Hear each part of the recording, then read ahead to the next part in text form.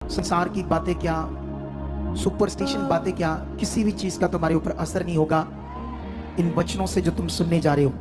प्रार्थना करो, सर्वशक्तिमान खुदावंद, तेरा पवित्र कलाम जो हम सुनने जा रहे हैं, निश्चय उसकी समझ आप हमें दे चुके हो। निश्चय जो कलाम तेरे आत्मा से, तेरे दास के मुख से आने वाला है, वो हमारे लिए बड़ा जीवन है। जीवन की बातें, मार्ग, आशीष, बरकत। ये वचन हमारे मन को खोल देगा, इसे हम पूरी तरह से अपनी जिंदगी में ग्रहण कर चुके। कोई रुकावट नहीं आएगी इस वचन को लेने में। परमेश्वर अच्छे से हमें समझ आ चुका है, ये बुद्धि समझ भी आप हमारे अंदर दे चुके हो, ताकि जो कुछ हम सुनिए से पूरा करें। ऐसा हो चुका है यीशु मसीह के नाम से। अब मैं बैठ जाओ अपने स्थानों पर, ताकि हम परमेश्वर के पवित्र वचन को, अब मेरे साथ रहना जो आपको बताया था, ठीक है। आप अभी ध्यान दो सारे, क्योंकि जैसे मैं लोगों को समझाता हूं कि लाइफ बहुत एक कीमती विषय। हालेलुया। कितनों को बात समझ आ रही है? लाइफ क्या हमारे लिए? जितना आप मुझे आगे से आंसर दोगे उतना मुझे खुशी होगी। हालेलुया। हालेलुया। आप लोगों ने मुझे आंसर करते रहना है, ताकि मुझे ऐसे समझ आए कि आप लोग बड़े चौकसी से सुन रहे हो और हम सब आज एक जबरदस्त तरीके से आगे बढ़े, है ना। हालेलुया। सुनो, देखो 2020 से मैंने रीति रिवाजों को छोड़ दिया और जो पवित्र आत्मा की अगुवाई मुझे आने लगी मैंने करना स्टार्ट कर दिया। 2020 से लेकर कोई तेल पर प्रार्थना करना, पानी पे प्रार्थना करना, कपड़े पे प्रार्थना करना, ये मैं नहीं देता हूं, क्योंकि बाइबल कहती है कि जो मैं हूं या दूसरे सेवक हैं, हमें मेल मिलाप की सेवा मिली है। एक व्यक्ति को परमेश्वर के साथ मिलाना। अगर उसका मिलाप परमेश्वर से नहीं हुआ तो उसको फिर मटीरियलिस्ट चीजें चाहिए। अगर उसका मिलाप परमेश्वर से हो गया, जैसे ये सैनिका लड़की, ये प्रभु में थी, लेकिन इसको सही से नहीं पता था कि मेरा परमेश्वर से रिश्ता क्या है, मैं अपनी बात को कैसे परमेश्वर के सामने रखना है और कैसे उस बात का फल आ जाता है, इन बातों की इसको समझ नहीं थी।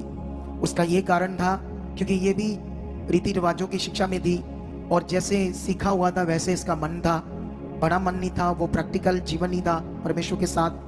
तो अभी आज आप लोगों के लिए बेस्ट पॉइंट, आज की शिक्षा इतनी ज्यादा पावरफुल है और इतनी ज्यादा समझने वाली है। आज मैं तुम्हें समझाना चाहता हूं जो वचन है, वचन परमेश्वर का जो वचन है ये क्या है। एक तो परमेश्वर के वचन में हमारे लिए उन्नति की बात होती है, उन्नति की, और दूसरा उस वचन में क्या छोड़ना है, कौन सी गलत बातें हैं जो परमेश्वर कहता है नहीं करना, और कौन सी ऐसी बातें हैं जिन्हें परमेश्वर कहता है तुमने ऐसा करना है। कितनों को बात समझ आ रही? इसे कहते हैं परमेश्वर का वचन। जब भी हम परमेश्वर का वचन कोई भी पढ़ते हैं तो हमें यह सीखना है वहां से परमेश्वर हमसे क्या बात कर रही। हालेलुया। फिर से मैं रिपीट कर देता हूं इस बात को। परमेश्वर का वचन जब भी हम पढ़ते हैं, रीड करते हैं, सुनते हैं, तो वचन से हमारी क्या होती है? उन्नति, क्योंकि उसमें जो भी विषय है वो हमारी उन्नति के लिए। उसके बाद उस वचन में क्या करना है आपने, ये सीख होती है, या क्या छोड़ना है ये सीख होती है। अभी तो मैं आज इतना आपको समझाने जा रहा हूं वचन के ऊपर बात, लेकिन इस संडे मैं और भी इस टॉपिक पर बात करूंगा ज्यादा वाली, क्योंकि ये जो अभी टॉपिक हमारा स्टार्ट हो चुका है, पवित्र आत्मा के द्वारा लाभ और मटीरियलिस्ट चीजों से लॉस, पवित्र आत्मा से बड़े लाभ और मटीरियलिस्ट चीजों से लॉस, ये पार्ट 2 है आज। लेकिन अभी मैं आप लोगों को आज एक वाक्या पढ़ाता हूं तुम्हें प्रैक्टिकली समझाने के लिए। लूका की बुक में यहां पर यीशु एक मिरेकल करते हैं, उस मिरेकल को हम समझेंगे, वचन की महत्ता को कि ये वचन हमें क्या समझाता है। तो यहां 5 में अगर यहां पर देखें तो यीशु एक घर में है और कुछ लोग जिनका एक भाई कह लो, दोस्त कह लो, रिश्तेदार कह लो, लकवे के रोग से, पैरालाइज से मर रहा था, तो वो उसे खाट पर लेकर आए यीशु के पास। भीड़ बहुत ज्यादा थी, उसके सामने उसे लेकर जा नहीं पा रहे थे। पिछली साइड से जाकर जिस घर में वो बैठा था उस घर की छत पर चढ़कर उन्होंने खपरेल को खोल दिया और रस्सियों से जो खाट है उसको बांधकर यीशु के सामने लटका दिया। तो ये जो वाक्य यहां से हम सीखते हैं 20 से, तो यीशु क्या करता है, जब उन्होंने ऐसे लटका दिया तो 20 में यीशु ने उनसे उनका विश्वास देखकर उनसे कहा, हे मनुष्य, तेरे पाप क्षमा हुए। तब शास्त्री और फरीसी विवाद करने लगे, ये कौन है जो परमेश्वर की निंदा करता है? परमेश्वर को छोड़ और कौन पापों को क्षमा कर सकता है? यीशु ने उनके मन की बातें जानकर उनसे कहा, तुम अपने मनों में क्या विवाद कर रहे हो? सहज क्या है? क्या ये कहना कि तेरे पाप क्षमा हुए, या ये कहना कि उठ और चल फिर? परंतु इसलिए कि तुम जानो कि मनुष्य के पुत्र को पृथ्वी पर पाप क्षमा करने का भी अधिकार है। यीशु ने उस लकवे के रोगी से कहा, मैं तुझसे कहता हूं, उठ और अपनी खाट उठाकर अपने घर चला जा। वह तुरंत उसके सामने उठा और जिस पर वह पड़ा था उसे उठाकर परमेश्वर की बड़ाई करता हुआ अपने घर चला गया। हालेलुया। अब इस वचन से हमारी उन्नति की चीज क्या है? हमारे विश्वास बढ़ने का विषय है उसकी चंगाई जो लकवे के रोगी की हुई।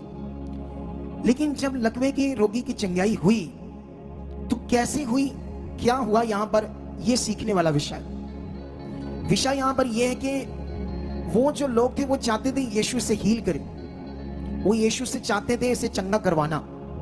तो भीड़ ज्यादा थी तो उसके सामने लेकर जा नहीं पा रहे थे, भीड़ बहुत ज्यादा थी। लेकिन वो पीछे से जाकर छत से ऊपर चढ़कर खपरेल छत खोलकर रस्सियों से बांधकर उन्होंने सामने से लटका दिया। और ये जो उनका बड़ा विश्वास देखकर, ये बड़ा विश्वास कि हमने आज चंगाई लेनी ही लेनी है, चंगाई हम लेकर ही जाएंगे प्रभु से, ये बड़ा विश्वास देखकर यीशु मसीह ने उस लकवे के रोगी को कहा, जा तेरे पाप क्षमा हुए। लेकिन फरीसी शास्त्री गुस्सा करने लगे कि ये पाप कैसे क्षमा कर सकता है, क्योंकि सिवाय परमेश्वर कोई और नहीं क्षमा कर सकता। तो यीशु ने उन्हें कहा कि सहज क्या है, सौखा क्या है, ऐसे बोलना कि तेरे पाप क्षमा हुए, या इस जो मर रहा है बीमारी से इसे खड़ा करना? दोनों में से आसान क्या है? तो दोनों आसान नहीं है। बोलो, पाप क्षमा कहना ये भी आसान बात नहीं है, और किसी को खाट से उसी समय खड़े करना ये भी आसान काम नहीं है। वो कहता है बोलो, बताओ दोनों में से आसान क्या है? तो दोनों में से आसान तो कुछ भी नहीं। तो वो चुप रहे। लेकिन यीशु ने फिर उनसे उस खाट वाले रोगी को कहा, उठ, अधिकार से उसको चंगाई दी। कहा, मैं तुम्हें हुक्म देना, अपनी बीमारी से आजाद हो जा और उठ, अपनी खाट उठा। अब यहां हमें क्या समझ आती है? चंगाई लेने के लिए विश्वास जो उन लोगों ने किया, और हमें समझ क्या आती है? हां, ऐसे चंगाई अधिकार के साथ, विश्वास के साथ होती है। कितनों को बात समझ आ रही है? समझ आ रही कि नहीं समझ आ रही? इसे कहते हैं वचन की समझ। वचन से आप क्या सीख रहे हो, वचन के अंदर आपके लिए क्या बात है जो आपने सीखनी है। एक बड़ा टॉपिक है आपके लिए आज, क्योंकि अभी ये टॉपिक और बढ़ने वाला आगे जाकर, और तुम जबरदस्त आगे बढ़ने वाले। लेकिन अगर हम यहां से एक वचन पढ़ते हैं, मरकस की बुक, ठीक है, तो ये मैंने लूका पढ़ाया आपको, ठीक है। लेकिन जब मैं ये मरकस की बुक में जाता हूं तो यहां भी ऐसे बहुत सारे वचन, मैं तो तुम्हें उदाहरण के लिए समझा रहा हूं, कैसे, ताकि तुम्हें थोड़ी सी बात समझ आए कि परमेश्वर जो बात कर रहे हैं वो कैसे बात करते हैं ना। हाँ, लेकिन यहां पर अगर रचना पढ़ोगे तो चेलों को और यीशु को भूख लगी जब ये सेवा कर रहे थे। एक यीशु मसीह ने पेड़ को देखा, अंजीर का पेड़। यीशु उस समय उस पेड़ के पास गया जब सीजन नहीं था, फल का सीजन नहीं था। लेकिन जब उसके पास गया तो उसके ऊपर फल नहीं था, अंजीर का फल नहीं था। लेकिन चेलों के सामने यीशु मसीह ने ऐसे किया था, देखो ऐसे किया, उस पेड़ को कहा सूख जा। ऐसे यीशु मसीह बोलकर चेलों के साथ चला गया। अगले दिन उसी रास्ते से जब वह वापस आ रहे थे तो पतरस बात को ज्यादा पकड़ता था। उसको ये बात ध्यान में थी कि एक पेड़ को यीशु मसीह ने सूखने के लिए कहा था। क्यों कहा था, उसके पीछे कारण क्या था? इतनी बुद्धि रखता था सीखने की, समझने की। इधर कुछ लोग आते बैठे रहते, इधर देखो मेरी तरफ, हालेलुया। कुछ लोग उधर कुर्सियों पर बैठे होंगे ऐसे चुप कर, कुछ लोग ऐसे बैठे ऐसे करके, बस ये लोगों पर है ना, क्या कैसे बैठे हैं, वो क्या सीख रहे हैं यहां पर, क्यों आए आज, मैंने क्यों टाइम दिया है, इतनी गर्मी में मैं बैठा हूं, इतनी गर्मी में आप बैठे हो, वाई? हमें जीवन चाहिए, तुम्हें जीवन चाहिए, मुझे भी चाहिए। मुझे जीवन मिलता है उसकी सेवा करने से। जितना मैं उसके साथ खरा वफादार रहता हूं उतना ही वो पुकार अपनी अनुग्रह को मेरे ऊपर बनाकर रखता है। मेरा भला होता है, मेरी फैमिली का भला होता है। इसीलिए मैं परमेश्वर का बड़े दिल से काम करता हूं। कितनों को बात समझ आ रही? और मुझे खुशी मिलती है जब लोगों को हीलिंग मिलती है। इतनी गर्मी में बैठने का मतलब सीखना, समझना। लेकिन यहां पर जब उधर से आ रहे थे तो पतरस ने देखा वो पेड़ जड़ से सूख गया। उसी वक्त उसने क्वेश्चन किया, आंसर मांगा, प्रभु इस पेड़ को आपने कहा था ये तो एक ही रात से जड़ से सूख गया। और जानते हैं यीशु मसीह ने क्या सिखाया फिर चेलों? ये देखो 22 में लिखा, यीशु ने उनको उत्तर दिया या उसको उत्तर दिया, परमेश्वर पर विश्वास रखो। मैं तुमसे सच कहता हूं, जो कोई इस पहाड़ से कहे तो उखड़ जा और समुद्र में जा पड़, और अपने मन में संदेह ना करे, वरन प्रतीति करे कि जो कहता हूं वह हो जाएगा, तो वो उसके लिए वही होगा। सोच कर देखो, यीशु मसीह ने यह सिखाया। यीशु मसीह ने उन्हें अपने मुंह से बोलना परमेश्वर के सामने अधिकार के साथ, ये एक प्रैक्टिकल समझाया था चेलों कि जब भी किसी विषय के लिए हमने अधिकार के साथ कुछ मांगना है या अधिकार के साथ कुछ बोलना है, जैसे बीमारी को बोलना है, जैसे मैं किसी की बीमारी को अधिकार के साथ बोलता हूं, इसी वक्त चंगा हो जाए अधिकार के साथ, तो ये अधिकार से बोलना या अधिकार से मांगना परमेश्वर से एक प्रैक्टिकल उन्हें समझाया था। कितनों को बात समझ आई? हमारे लोगों को ये बात सीखने में समझ आ रही है, सीखने में, जो इस मिनिस्ट्री के साथ जुड़ रहे। इसीलिए बहुत सारे लोग इतनी अच्छी जिंदगी पा रहे हैं। वो लोग जो ये बातें पकड़ रहे हैं, जो नहीं पकड़ेंगे वो हालात में रहेंगे, क्योंकि वो रहेंगे ना, क्योंकि बात नहीं पकड़ रहे, वो प्रैक्टिकल पकड़ नहीं रहे, वो सही अपना विश्वास भरोसा परमेश्वर के ऊपर बनाकर रखना, ये बात को पकड़ नहीं पा रहे कुछ लोग। लेकिन यहां पर यीशु मसीह ने 24 में और भी चेलों को एक बात समझाई। इसलिए मैं तुमसे कहता हूं कि जो कुछ प्रार्थना करके मांगो तो प्रतीति कर लो कि वह तुम्हें मिल गया और तुम्हारे लिए हो जाएगा। वचन ये कहता है कि जो कुछ तुम प्रार्थना करके मांगोगे वो तुम्हारे लिए, तुम उसके बाद विश्वास कर लो कि तुम्हारे लिए हो गया, तुम्हारे लिए हो जाएगा। ये पॉइंट समझाए। लेकिन अभी मैं एक चीज आपको समझाता हूं जो बड़ी पावरफुल है। अभी यहां से मैंने तुम्हें यह समझाया, वचन के अंदर जो परमेश्वर बात करता है हमारे लिए उन्नति की, उसमें आपने क्या करना है, क्या छोड़ना है। इस वचन में आपने शक नहीं करना, डाउट नहीं करना, संदेह नहीं करना। इस वचन में भरोसा बनाकर रखना उस बात में जो परमेश्वर के सामने आप अंगीकार कर रहे हो, जो आप बोल रहे हो कि मेरे लिए हो चुका है, हो चुका है। कितनों को बात समझ आ रही? एक पॉइंट है सीखने वाला। हालेलुया। लेकिन मैं ये पॉइंट आप लोगों को आज क्यों समझा रहा हूं? क्योंकि ये विषय एक बड़ा है। अब आगे जाकर मैं समझाता हूं क्यों समझा रहा हूं। अब हम वापस जाते हैं, इसी मरकज का 2 वचन पढ़ते हैं और, ठीक है? 2 वचन में हमारे लिए यहां पर एक वचन है 7 अध्याय का 33, 34 और 35। तब यीशु उसको भीड़ से अलग ले गया और अपनी उंगलियां उसके कानों में डाली। किसके? क्योंकि कुछ लोग एक बहरे और गूंगे को यीशु के पास लाए थे, एक बहरे को, एक गूंगे को। तो यीशु मसीह उनसे अलग ले गया उस गूंगे बहरे को और उसके कान में उंगलियां डाली और थूक कर उसकी जीभ को छुआ और स्वर्ग की ओर देखकर आह भरी और उससे कहा, इफ्तह, अर्थात खुल जा। उसके कान खुल गए और उसकी जीभ की गांठ भी खुल गई और वह साफ साफ बोलने लगा। तब उसने उन्हें चिताया कि, मतलब उसके बाद ये चमत्कार हो गया। कितनों को बात समझ आ रही है? लेकिन यहां पर अभी आपके लिए टीचिंग क्या है? जब ये वचन आपने पढ़ा तो यहां पर यीशु मसीह ने उसकी कानों में उंगलियां डाली, जो बहरा था। इट्स राइट, कर सकते हैं। लेकिन स्कॉलर्स या अभी हमारी जो क्रिश्चियनिटी है ये कहती है कि यीशु मसीह ने उसके जीभ पर थूका। किस पे? अब आपने सीखना है, ठीक है? थूका तो फिर वो ऐसे हील हो गया। एक वचन और पढ़ते हैं, फिर बात करते हैं। 8 का 23 पढ़ते हैं। यहां भी एक अंधे को यीशु के पास लाते हैं कुछ लोग। यीशु उनसे अलग होने ले गया। 23 में लगा, उस अंधे का हाथ पकड़कर उसे गांव के बाहर ले गया और उसकी आंखों में थूक कर उस पर हाथ रखे और उसे पूछा, क्या तू कुछ देखता है? सुनो ध्यान से। अब यहां से इन 2 वचनों से हमने एक तो उन्नति पकड़नी है, एक यहां से ये पकड़ना है कि इस वचन से हमने क्या करना है। वचन में तो यही बात होती है ना। कितनों को बात समझ आ रही है? वचन के अंदर जब वचन लिखा जाता है, एक रिजल्ट क्या आया, एक परमेश्वर उसमें उन्नति की क्या बात कर रहे हैं, तुम्हें छोड़ने की क्या बात कर रहे हैं और करने की क्या बात कर रहे हैं। अगर मैं इन दोनों वचनों से सीखूं, या आप सीखो या मैं सीखूं, तो क्या इन वचनों से हमें भी ऐसा करना है? क्या जब भी हमारे पास कोई गूंगा या अंधा आता है तो क्या इस वचन से मेरे लिए ये सीख है कि मैं भी ऐसे किसी पर थूकूं? अगर ऐसा नहीं है, ऐसा नहीं करना ये आत्मा ने किया था, आत्मा की मर्जी, तो फिर इसका मतलब आत्मा ने एक ही के लिए किया था। हमेशा के लिए बात परमानेंट किसी के लिए नहीं है ये वाली बात। इसीलिए इतिहास ने ना तो किसी आज तक पास्टर ने किसी आंख पर थूका है, ना किसी जीभ पर थूका है, क्योंकि इसको हम डट्टी मानते हैं, इसको हम इंसल्टेड मानते हैं, वो भी बड़ी बुरी तरह। अब सोचने वाली बात यह है, अगर ऐसा नहीं है ये बात जो ऐसा यीशु मसीह ने किया, तो क्या हमारे लिए ये उपदेश है या कोई आज्ञा है कि मैंने ऐसा किया तुमने भी करना है? अगर यीशु मसीह ने ऐसी चंगाई की तो उसके बाद किसी सेवक ने ऐसे नहीं की, तो सेवक कहते हैं ये आत्मा की बात, आत्मा की मर्जी। इसका मतलब आत्मा की ये मर्जी शायद पर्टिकुलर इसी के लिए थी और किसी के लिए नहीं थी। अगर किसी और के लिए होती तो परमेश्वर इसे लिखित में आज्ञा बनाकर देता, तुम भी ऐसा कर सकते हो, लेकिन ऐसा कोई शिक्षा नहीं है। कितनों को बात समझ आ रही है? आज अगर हमें सही से फेथ करना, सही से विश्वास करना नहीं आया तो हम बहुत पीछे रह जाएंगे।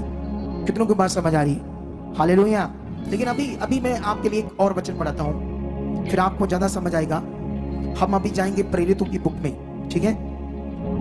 और यहां पर आपके लिए 19 अध्याय का एक वचन है, 11 और 12 वचन, ठीक है? 11 में ऐसे लिखा कि परमेश्वर पौलुस के हाथों से सामर्थ के अनोखे काम दिखाता था, यहां तक के रुमाल अंगोछे उसकी देह से स्पर्श करा करा कर बीमारों पर डालते थे और उनकी बीमारियां जाती रहती थी और दुष्ट आत्माएं उनसे निकल जाया करती थी। अब ये जो वचन है इसे भी हमें समझना होगा। अगर तुम प्रिस्किला, अक्विला और पौलुस को देखोगे 17, 18, 19, 20 अध्याय में, तो ये लोग यूरोप के बहुत सारे देशों में, नगरों में सुसमाचार प्रचार कर रहे थे। और प्रेरित पौल क्या कर रहा था? लोगों को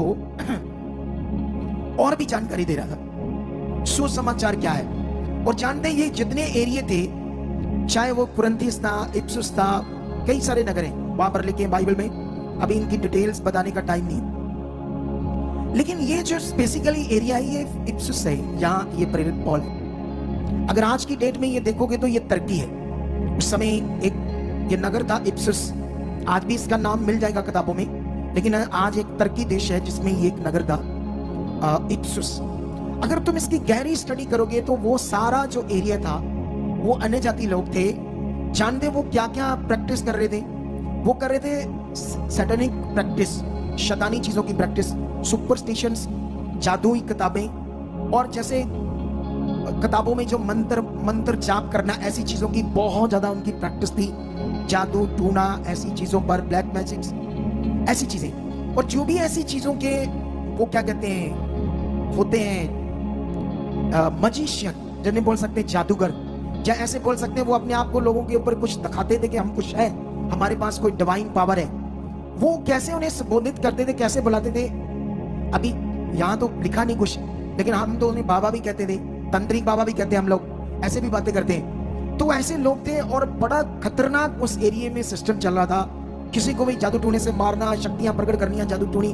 तो वहां पर प्रेरित पौल ये सब लोग प्रीच करने लगे, इतने खतरनाक एरिया में। और जानते हो, अगर आप वचन को स्टडी करोगे तो जब ये उन्हें उन चीजों से निकाल रहे थे, और स्वर्ग का परमेश्वर कौन है, सृष्टि किसने बनाई है, उस पर कैसे विश्वास करना, वो कैसे जीवन देता है, कैसे वो सामर्थ्य से आज भी उसकी जीवन शक्ति काम करती है, ऐसा जब वो ज्ञान बांट रहे थे उनमें, तो लेकिन वो लोग तो उनमें फंसे हुए थे ना। जैसे अभी मान लो, जैसे अभी मैं लोगों को शिक्षा दे रहा हूं तेल के ऊपर, पानी के ऊपर, कपड़े के ऊपर, कि इसकी जरूरत नहीं है, लेकिन जो लोगों को इसकी आदत है वो गुस्सा करते हैं और वो लोग मुझे बुरा समझते हैं। अजीब बात है ना, मुझे मटेरियल चीजों के लिए बुरा समझते हैं, जबकि मैं उन्हें और अच्छा और सुपीरियर करना चाहता हूं परमेश्वर के साथ। अगर मैं लोगों को परमेश्वर से दूर कर रहा हूं तो वो बुरा मान सकते हैं, लेकिन मैं उन्हें और नजदीक कर रहा हूं। मैं और उनको जो रियलिटी में स्पिरिचुअल आत्मा के द्वारा प्रैक्टिकल होता है उसकी ज्यादा नॉलेज दे रहा हूं, लेकिन उनको वो चीजों की आदत पड़ गई है तो वो गुस्सा करते हैं। तो ये लोग क्यों नहीं करेंगे? ये जो लोग हैं, क्योंकि जब भी हम वचन पढ़ते हैं तो वचन कई बार ट्रांसलेटर ने क्या किया, कुछ शब्दों को अपनी इच्छा से लिखा। इस संडे में आपको बताऊंगा 3, 4, 5 जगह पे कि कैसे ट्रांसलेटर ने एक आयत को अपनी इच्छा से कुछ शब्दों से लिख दिया। जब पता क्यों लिखा उसने, ऐसा क्यों किया उसने? इसका वो पोस्टर दिखाओ, पोस्टर, वो जो मैंने पिछली बार संडे दिखाया था ना आपको पोस्टर, फिर से दिखाओ वो पोस्टर, अगर जल्दी दिखाओ तब तक मैं इस वचन को पूरा करता हूं। तो यहां पर ये बात तो 100% सच थी कि परमेश्वर पौलुस के हाथों से सामर्थ के अनोखे काम करवा रहा था। लेकिन ये बात सिर्फ इसके लिए नहीं लिखी। हालेलुया। अगर ये जो रुमाल कपड़ा उसकी बॉडी से लोगों ने लगाया तो परमेश्वर इस आयत को ही ये बात बोल रहा है, तो ऐसा बिल्कुल नहीं। जो परमेश्वर से पहले से इस्तेमाल कर रहा था, जब वो अधिकार से एक लंगड़े को चंगा कर रहा था, एक बहन में दुष्ट आत्मा थी जो भविष्यवाणी करती थी, उसने उसे कहा निकल इसके शरीर से। तो ये अधिकार से जो लोगों को वो चंगाई दे रहा था बिना किसी मटेरियल से, तो वो अनोखे काम जो परमेश्वर से यूज कर रहा था उसे कहा गया है। लेकिन कुछ लोग सोचते हैं शायद इसी आयत के लिए ये लिखा गया है। कितनों को बात समझ आ रही? लेकिन यहां पर अभी मिल गया पोस्टर, ये देखो। तुम्हें यह सीखना होगा कि जब उस समय वचन लिखा गया तो जैसे लकड़ी होती ना, लकड़ी, तो लकड़ी को बड़ा बारीक पतला ऐसे छीलना है, ऐसे टुकड़ा बनाना है उसका पतला सा, उसके ऊपर लिखना है। वो उस समय ऐसे कलम से, शाही से ऐसे करके लकड़ी के टुकड़ों पर लिखते थे, तो वो संभाल कर रखते थे उन स्क्रोल को। लेकिन कभी वो कुछ बारिश आ गई या कुछ इधर उधर करने से कहीं से वो फट गया लकड़ी का टुकड़ा, तो ऐसा कुछ हुआ उनके पास। जब उनके पास ये पेपर पर लिखने का प्रिंटिंग टाइम आया, तब तक वो स्क्रोल्स के कई बातें थोड़ी फट गई, जैसे ये फट गई थी। ये देखो फिर से, ये देखो। अब कैसे वो आयत को कंप्लीट करेंगे? सोचो, ऐसे उनके साथ हुआ था। लेकिन उन्होंने बहुत प्रार्थना करके, बहुत ध्यान देकर कोशिश की कि वो गलती ना हो जाए, लेकिन फिर भी हो गई कई जगह पर। और यहां पर भी कुछ ऐसा ही हुआ है। कई लोग सोचेंगे आप अपनी बुद्धि से बोल रहे हो, आप वचन में मिलावट कर रहे हो। ऐसे लोगों को मैं समझाऊंगा, मिलावट तो मैं तब कर रहा हूं ना, अगर मैंने तेल पानी बेचना है, मैंने ब्रेसलेट बेचने, मैंने ऑनलाइन के नाम पर लोगों को ठगना है, तब लोग मुझे बोल सकते हैं आप मिलावट कर रहे हो। अरे मैं आपके फेथ को पूरा राइट कर रहा हूं खुदावंत के साथ। मैं आपके आत्मिक विश्वास को बड़ा जबरदस्त बना रहा हूं, और ये जबरदस्त बनना चाहिए। जिनका नहीं बना आज भी वो हालातों में, आज भी वो परेशानियों में, जिनका ये जबरदस्त आत्मिक फेथ नहीं बना, तुम्हें और बढ़ना है आत्मिक विश्वास में, स्ट्रॉन्ग बनना है इसी प्रैक्टिस में जो मैं तुम्हें समझा रहा हूं। जिन लोगों का ये नहीं बना वो लोग आज भी कई हालातों में। कितनों को बात समझ आ रही? लेकिन यहां पर अभी इसे ध्यान से वचन को पढ़ते फिर आपको एक बात समझ आएगी। 12 पढ़ते हैं, यहां तक कि रुमाल और अंगोछे उसकी देह से स्पर्श करा कर बीमारों पर डालती थी। इसका मतलब लोग अपनी इच्छा से जाकर प्रेरित पौल की बॉडी से कपड़ा टच कर देते थे। ऐसा नहीं लिखा कि पौलस प्रार्थना करके लोगों को कपड़े दे रहा था, या लाओ अपने कपड़े, लाओ अपने रुमाल, मैं तुम्हें प्रार्थना करके देता हूं। ऐसा नहीं लिखा। ये सुपरस्टिशंस लोग थे, अंधविश्वास, मटीरियल, पत्थरों पर, पेड़ों पर, पता नहीं कौन कौन से जानवरों पर विश्वास करते थे, जादू शिक्षा पर, जादू किताबों पर विश्वास करते थे ये लोग। और ये क्या कर रहे थे ये लोग? सनत जो शैतानी प्रैक्टिस थी वो बहुत करते थे ये लोग। उनको ये आदत थी, ऐसे उनके जो जादूगर थे, वो बाबा लोग थे, उनके साथ ऐसी वो प्रैक्टिस करते थे। मैंने एक बार किसी को थूक एक बाबे के थूक पर भी विश्वास करते लोगों को देखा। अगर किसी बाबे के थूक पर लोग विश्वास करते हैं तो उसे आप क्या कहोगे? सुपरस्टिशन बोलोगे या आत्मिक विषय बोलोगे? सुपरस्टिशन का मतलब होता है अंधविश्वास, घोर अंधविश्वास। कितनों को बात समझ आई? लेकिन यहां पर लोगों ने ऐसा किया। लेकिन लोगों ने ऐसा किया जब, तो कुछ लोगों के काम हुए होंगे, लेकिन लिखने वाले ने कुछ उसको ऐसे लिख दिया कि जैसे परमेश्वर की इच्छा थी। अगर ये परमेश्वर की इच्छा होती तो इसको आज्ञा के रूप में बताया जाता, या आगे जाकर पौलस इसको और लोगों के साथ करता। लेकिन कहीं भी नहीं उसने किया, वो तो ऐसी रीतियों से निकाल रहा था। इसका मतलब ये वचन जब लिखा गया तो ट्रांसलेटर ने इसका स्पष्टीकरण अच्छे से नहीं किया, जिसकी वजह से हमें लगता है ऐसा कि ये बड़ा जरूरी है। नो, बिल्कुल जरूरी नहीं। पवित्र आत्मा आपका सहायक है। कितनों को बात समझ आ रही? अगर ऐसी रीतियों में पड़ जाओगे तो हालात कभी जिंदगी से खत्म नहीं होगी। जितने भी लोग ऐसी रीतियों में पड़े हुए हैं उनकी जिंदगी में आज तक हालात खत्म नहीं हो रहे। काम हो रहे हैं, मैं ये नहीं कहता नहीं हो रहे, क्योंकि यीशु पे विश्वास करते हैं, लेकिन हालात कभी खत्म नहीं होंगे। लेकिन जब तुम इन शिक्षाओं से निकलकर एक आत्मिक जिंदगी, किसी इधर उधर की बातों पर ध्यान नहीं दोगे, बड़े आनंद से परमेश्वर के साथ रहोगे ना, लॉन्ग टाइम तक तुम्हारे मुंह में दवाइयां नहीं जाएंगी। लॉन्ग टाइम तक तुम्हारे मुंह में दवाइयां नहीं जाएंगी, तुम्हें पीड़ा नहीं रहेगी, तुम शांति से जिंदगी के जियो। कितनों को बात समझ आ रही? लेकिन अगर तुम्हें सीखना है तो नीचे तुम्हें रचना पढ़नी पड़ेगी। जब रचना पढ़ते हैं तो कुछ लोग ऐसे ही पौलुस के नाम से लोगों में दुष्ट आत्मा निकालने की कोशिश कर रहे थे, दुष्ट आत्मा ने उन्हें मारा, लेकिन प्रेरित पौल ने वहां पर राइट प्रीच किया, सुसमाचार दिया। इससे हमें समझ आती है। ये देखो क्या लिखा, 17 में लिखा ये बात नहीं, 18 में लिखा, नहीं, 17 में लिखा, ये बात इफिसस के रहने वाले सब यहूदी और यूनानी भी जान गए और उन पर भी भय छा गया और प्रभु यीशु के नाम की बड़ाई हुई। जिन्होंने विश्वास किया था उनमें से बहुतेरों ने आकर अपने अपने कामों को मान लिया और प्रकट किया कि जादू करने वालों में से बहुतों ने अपनी अपनी पोथियां इकट्ठी करके सबके सामने जला दी, और जब उनका दाम जोड़ा गया तो 50,000 चांदी के सिक्कों के बराबर निकला। इस प्रकार प्रभु का वचन बलपूर्वक फैलता और प्रबल होता गया। अगर ये लोगों को पवित्र आत्मा के द्वारा जीना और आत्मिक विश्वास बनाकर परमेश्वर के साथ चलना टीचिंग नहीं दे रहा था ये प्रेरित पॉल, तो ये अपनी किताबें क्यों साड़ रहा था? ये लोग किताबों को क्यों जला रहे थे, जादू टूने की किताबों को? क्योंकि उन्हें उसने समझाया कि मेरी देह से भी ऐसे मत करो, नहीं तो तुम्हारा भला नहीं होगा परमानेंट। तुमने विश्वास किया, प्रभु की मर्जी हुई, तुम्हारा एक दो काम हुए, कुछ लोगों को हीलिंग मिली, लेकिन ये हीलिंग का राइट पॉइंट नहीं है कि तुम मेरी देह के साथ, मैं एक मनुष्य मेरे शरीर के साथ कपड़े लगाकर जाकर लगाओ। तुम तो गलत विश्वास कर रहे हो, मुझे परमेश्वर की तरह ले रहे हो जबकि मैं इंसान हूं। कितनों को बात समझ आ रही? अरे उसने मना किया, इसीलिए इस टीचिंग को कोई फुलाया नहीं गया आगे। हालेलुया! सही समझ आ रहा है कि नहीं आ रहा है? अगर ये टीचिंग राइट उसकी बॉडी के साथ या मेरी बॉडी के साथ या किसी और अगुए की बॉडी के साथ ऐसा कुछ करना है तो ये सुपरस्टिशन है, ये परमेश्वर का वचन नहीं। ये यीशु की जो कुर्बानी है, यीशु का क्रॉस पर चढ़ना है, मुर्दों में से जी उठना है, ये फिर वो विश्वास नहीं, ये फिर सुसमाचार बदल जाएगा। प्रेरित पौल ने कहा, जो सुसमाचार मैंने यीशु मसीह का तुम्हें सुनाया है, अगर कोई स्वर्गदूत भी इस सुसमाचार को छोड़ कोई और सुसमाचार सुनाए तो वो स्वर्गदूत भी क्या हो? श्रापित हो। कितनों को बात समझ आ रही? हम कंटिन्यू इस बड़ी शिक्षा को दुनिया में स्प्रेड करेंगे। क्या आप मेरे साथ रेडी हो? जब ये मीटिंग बंद हो जाएगी, आपने हजारों कमेंट्स करने। मैंने ये संडे बोला लेकिन नहीं किए, 250-300 लोगों ने किए, मैंने चेक किए। करो कमेंट्स, करो लाइक्स, करो शेयर्स। हम जितने लोग अभी खड़े हो चुके हैं पूरी दुनिया में, इन्हीं से हमने पूरी दुनिया में कुछ करना है, इतने लोगों से आगे बढ़ना है। इतने लोगों में से तुमने भी तैयार होना है सुसमाचार के लिए, बीज बोने के लिए, परमेश्वर के किंगडम के लिए, सब बातों के लिए। इतने लोगों में ही हमने दुनिया में हम धमाल मचा सकते हैं और पूरी दुनिया में हम जा सकते हैं। हालेलुया! क्या तुम रेडी हो कि नहीं रेडी हो? ये एक अगुए के शरीर के साथ ऐसा विश्वास करना यीशु मसीह की कुर्बानी का तौहीन है, इंसल्ट है, सच्ची अकॉर्डिंग टू बाइबल। कितनों को बात समझ आ रही? क्योंकि ये वचन कहीं भी आज्ञा के रूप में नहीं आगे बताया गया किसे मानो। आप जानते हो, जब एक औरत ने यीशु मसीह के कपड़े को छुआ तो यीशु मसीह ने कहा अपने चेलों को, किसी ने मुझे छुआ। उसने ऐसे नहीं कहा मेरे कपड़े को छुआ, किसी ने मुझे छुआ, क्योंकि उसकी जो फीलिंग थी वो यीशु को छूने की थी। लेकिन यीशु को इसलिए नहीं वो छू रही थी क्योंकि तुम्हें पुराने नियम के बारे में पता नहीं है। जब किसी लेडीज को पीरियड्स आते थे तो वो अशुद्ध गिनी जाती थी, वो मंडली में, संगति में, लोगों के बीच में नहीं जा सकती जब पीरियड्स आते थे।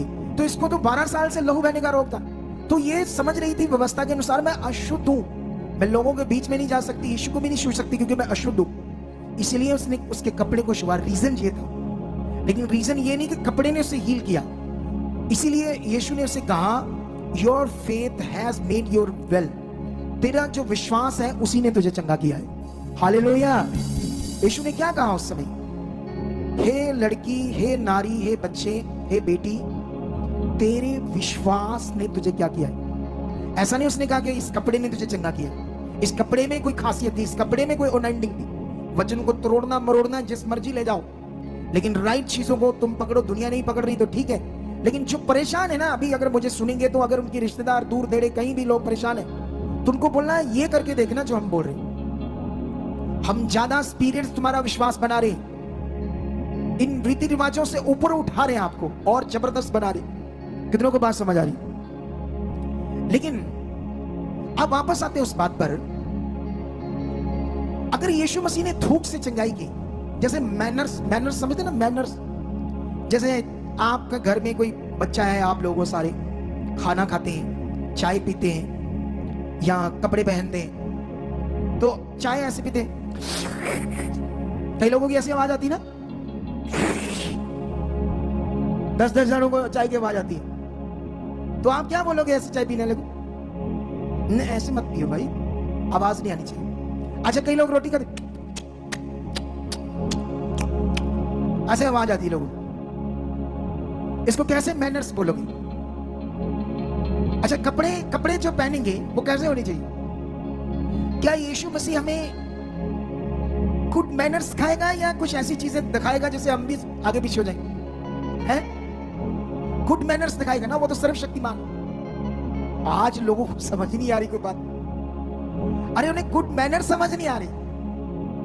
क्यों करेगा ऐसा यीशु? क्यों ऐसा लिखा गया? आपने अभी ये वीडियो बनाई थी, कल सुबह डाली थी, कितने लोगों ने देखी? उसमें मैंने थूक के विषय में समझाया था। उसे सुना आप लोगों ने? सुना या नहीं? अगर आपका बाप पी रहा होगा चाय ऐसे, तुम क्या उससे वो सीख लोगे? अच्छी सीख लोगे? हैं? हमारे गांव में पता क्या करते लोग? चाचा आ गया ना, चाचा एनु गाल कर दे, चाची एनु गाल कर, पिंडू ऐसे भी सिखाते, चाची नु गाल कर दी, वो मुंडा निकल कर देना। इसको कौन से मैनर्स बोलते हो? बैड मैनर्स, बुद्धि की कमी। कितनों को बात समझ आ गई? अगर पवित्र आत्मा ने ऐसा किया थूक से, जो लोग कहते हैं, तो इसका मतलब इसको किसी ने यूज नहीं किया, ना इसकी कोई टीचिंग है कि यूज करो।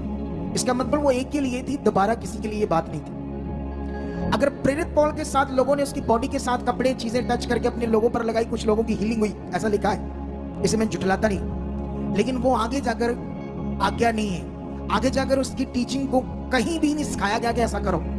इसका मतलब आत्मा की वो बात एक ही जगह पर थी, हर एक के लिए नहीं है। फिर तेल पानी कपड़ा भी किसी के लिए, सबके लिए नहीं, किसी के लिए हो सकता है, लेकिन उसको हमने इस हद तक लोगों के दिमाग में डाल दिया है कि इसमें एक अनंटिंग है, तुम्हारा भला करेगी, और लोग बेचारे लगे रहते हैं उसके साथ। और जानते जो लोग लगे हैं ऐसी चीजों में, वो सबसे ज्यादा गालियां मुझे दे रहे हैं, सबसे ज्यादा गंदे कमेंट्स मुझे कर रहे हैं। एक खुदा के अभिषिक्त दास को, छोटे छोटे विश्वासी, और उनके अगुए ने, ऐसे अगुओं ने अपने लोगों को मना ही नहीं किया, जैसे मैंने आपको कहा कि कभी भी किसी अगुए को आपने कुछ गलत नहीं बोलना। मैंने सिखाया या नहीं सिखाया?